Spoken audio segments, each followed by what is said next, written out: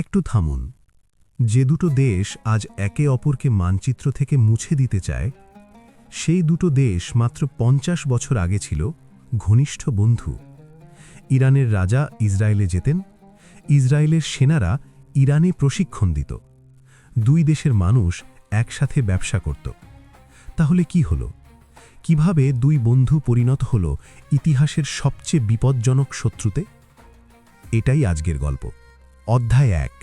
যখন তারা ছিল বন্ধু। ১৯৪৮ সাল। ইসরায়েল রাষ্ট্র প্রতিষ্ঠিত হল। আরব দেশগুলো একে একে ইসরায়েলকে প্রত্যাখ্যান করল। মিশর, সিরিয়া, জর্ডান, ইরাক সবাই বলল, এই রাষ্ট্র আমরা মানি না। কিন্তু একটি মুসলিম দেশ ইসরায়েলকে স্বীকৃতি দিল। সেই দেশটির নাম ইরান। তখন ইরানে ছিল শাহ মোহাম্মদ রেজা পাহলবির শাসন। তিনি ছিলেন আধুনিক মনা, পশ্চিমপন্থী, আমেরিকার বন্ধু।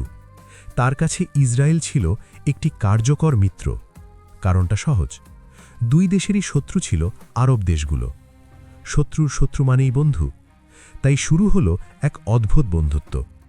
ইসরায়েলের গোয়েন্দা সংস্থা মোসাদ ইরানের গোয়েন্দা সংস্থাকে প্রশিক্ষণ দিল। ইরান ইসরায়েলকে তেল বিক্রি করল। ইসরায়েলি ব্যবসায়ীরা তেহরানে অফিস খুলল। ইরানি ছাত্ররা ইসরায়েলে পড়তে গেল। দুই দেশের মধ্যে ছিল সরাসরি বিমান চলাচল।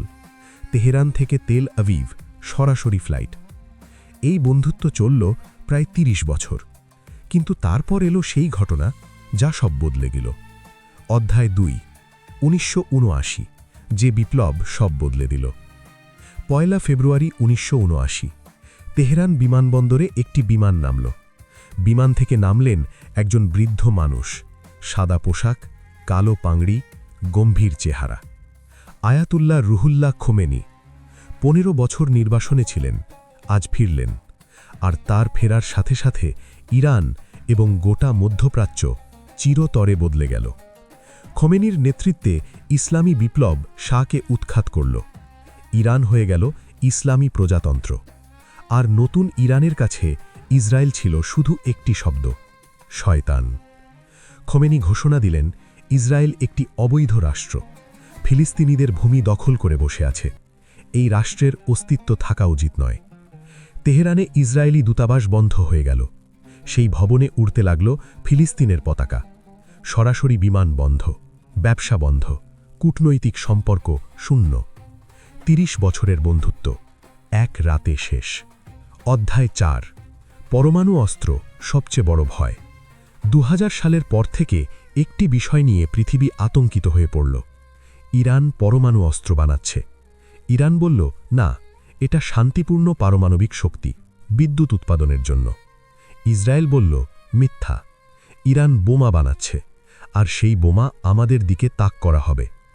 ইসরায়েলের ভয়টা অমূলক ছিল না, কারণ ইরানের নেতারা বারবার বলেছেন ইসরায়েল মানচিত্র থেকে মুছে যাবে। তাই ইসরায়েল একটি গোপন অপারেশন শুরু করল। ইরানের পরমাণু বিজ্ঞানীরা একে একে রহস্যজনকভাবে মারা যেতে লাগলেন। গাড়িতে বোমা, মোটরসাইকেলে শোয়ার বন্দুকধারী, এমনকি ড্রোন হামলা। ইরান প্রতিবার আঙুল তুলল ইসরায়েলের দিকে। ইসরায়েল কখনো স্বীকার করেনি, কখনো অস্বীকারও করেনি।